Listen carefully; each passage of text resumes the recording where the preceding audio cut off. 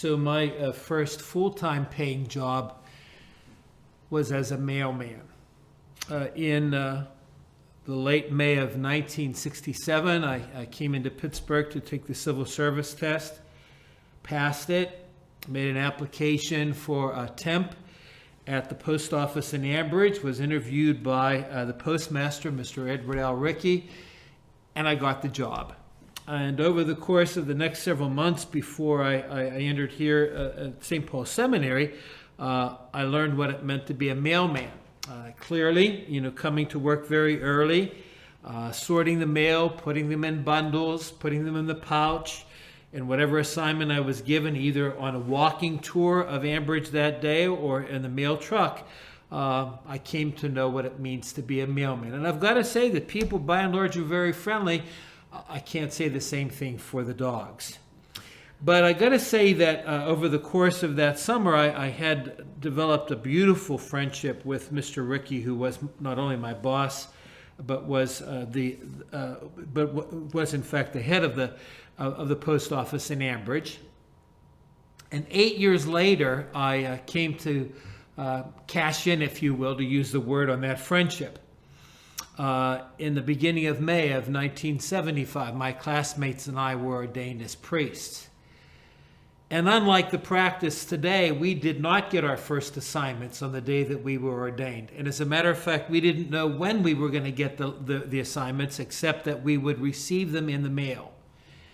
And so during the reception after my first Mass, Mr. Rickey was there, and I said, Mr. Rickey, would it be okay with you, if I started to come down to the post office early tomorrow morning, just in case that letter's there? Because, my mom and dad don't get their mail until late in the afternoon, and it'll kill me to have to wait all day long to see if the letter was there. And he was very kind and gracious. And so the very next morning, there I was at the Ambridge post office at 5 o'clock, waiting as they were sorting out the mail to see, was that letter there, the letter that would have the return address in the upper left-hand corner, Diocese of Pittsburgh, Office of the Bishop. Monday, the letter wasn't there. I did the same thing on Tuesday. Tuesday, the letter wasn't there. Did the same thing on Wednesday.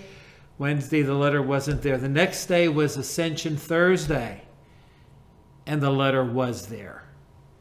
And when I opened it up, I received the news that I was being assigned to Sacred Heart Church in Shadyside. The moment of waiting was over, and I was getting my walking orders. I was thinking about the same thing for those who are graduating, especially those graduating from high school, those graduating from colleges and universities. I suspect that during the course of this entire year, they suffered greatly from senioritis. And finally they waited for that moment when they had the diploma in their hands, which in fact gave them the walking orders for the next step in their lives, either further education or a job, the beginning of a profession, going into the military. And I suspect all of us can identify with those in-between moments, waiting for confirmation that all that we worked for, all that we dreamed about would in fact come true. For me, my first assignment as a priest. For graduates, the next step in their lives. But in a very real way, isn't that exactly where we meet the 11 apostles together with the Blessed Mother in our first reading today from the Acts of the Apostles? As you and I are very much aware, St. Luke was the writer of the Acts of the Apostles. It's sometimes called Luke's second gospel. And one of the things that's kind of neat about the reading that we have here is it takes us back to the very beginning of Luke's gospel, where he specifically names those who were chosen as apostles, as he does here. And we go back to the beginning of Luke's gospel, where we first meet the Blessed Mother, and scripturally, this is the last time in the Acts of the Apostles where Mary's name will in fact be mentioned. But with a very specific purpose, that there is in fact a line that joins both.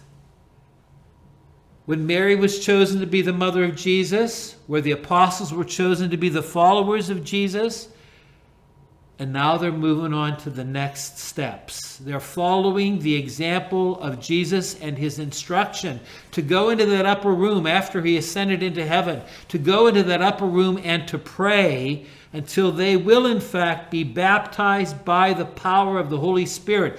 And you got to know that whenever they were in that upper room, they had some senioritis.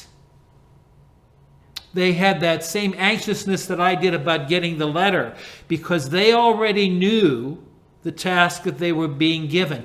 We already heard it in today's gospel today, in the priestly prayer of Jesus, where in the company of his apostles, he is in fact allowing them to eavesdrop on what he's saying to his Father. And the whole purpose of why he came to earth, to make sure that the Father would be known and that he would be known as the Father's Son, was something that the apostles really came to know, not only with their brains, but in their hearts. And Jesus prays that they may now cash in on what they've learned and know what their mission was. You know, whenever you and I take a look, as we have been over the course of this Easter season, about what was the role of the apostles, and it would be summed up in two words: to know and to go. To know who Jesus is, and then to go and make sure that his name is known. And we know that through the rest of the Acts of the Apostles, that's exactly what they did. And we know they did a mighty fine job, because you and I wouldn't be here today celebrating our knowledge of Jesus unless they did what they did. So it seems to me, my sisters and brothers, that just as I reflected on my first experience of receiving my first assignment, which was a Pentecost moment, and when we think about our graduates receiving their diplomas, which is for them a Pentecost moment, and as we take a look at the 11 apostles and Mary in that upper room waiting for the Pentecost moment, we have to fast forward to today and to take an honest to God look at where you and I are as apostles. You know, the word apostle is technically always referring to people who are bishops. But in the broad sense, all of us are called to be apostles, and all of us are called on a mission. And the mission for us, as it was for the early apostles, is twofold: to know and to go. To come to know who Jesus is, and then to go and to proclaim him by the words that we speak, the deeds that we do, by our very demeanors. And so I'd like to ask you to join with me that we really place ourselves in the scene of today's story of the Acts of the Apostles. Mary and the 11 in that upper room praying in anticipation of the coming of the Holy Spirit. The Pentecost moment for us, sisters and brothers, happened the day we were baptized. We were given the mission that day to know and to go, to know Jesus and to go with him. But as you and I know, over the course of day-to-day life, sometimes that mission becomes a little weakened. The certainty of what we have to do sometimes becomes clouded over or smothered by our anxieties or the concerns of the world in which we live. And so I'm asking that you join with me as we join with the 11 apostles and Mary in that upper room. Every time that we celebrate a very significant liturgical moment in the church, we set aside some time to get ready for it. We spent 40 days in Lent trying to get ready so we knew and would appreciate what Easter is all about. And we set aside as many as 4 weeks in Advent to really celebrate the real meaning of Christmas. We're now within those 10 days between the celebration of Ascension before we celebrate Pentecost next Sunday to take a look at what is it that we're getting ready for to celebrate next Sunday.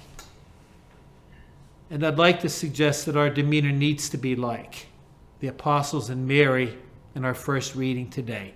We need to be able to pray about the mission that we've been given, to know and to go, to know Jesus and to go and let the world know who he is. And if that mission's become a little bit dimmed, clouded over, maybe even sometimes snuffed out or seemingly so, this is our time to get ready so that the Spirit that we received at baptism will be renewed for us at Pentecost. And as we approach that great feast next Sunday, and as we prepare for it prayerfully this week, may you and I feel the excitement that I did when I got my first appointment letter calling me to know and to know Jesus and to go with him. That we might experience the same excitement that our graduates are feeling today, receiving a diploma, but more importantly, the charge as followers of Jesus to know and to go. May the graces that we experience this week help us truly to be able to see our role as apostles. People who are given a mission to know and to go. And just be the same way that we've come to know the Lord through those who were in that upper room, may others come to know Jesus through us. That was Jesus' prayer at the Last Supper, and he wasn't just praying for the apostles who were gathered around the Last Supper table. He was praying for you and for me. Let's not let him down.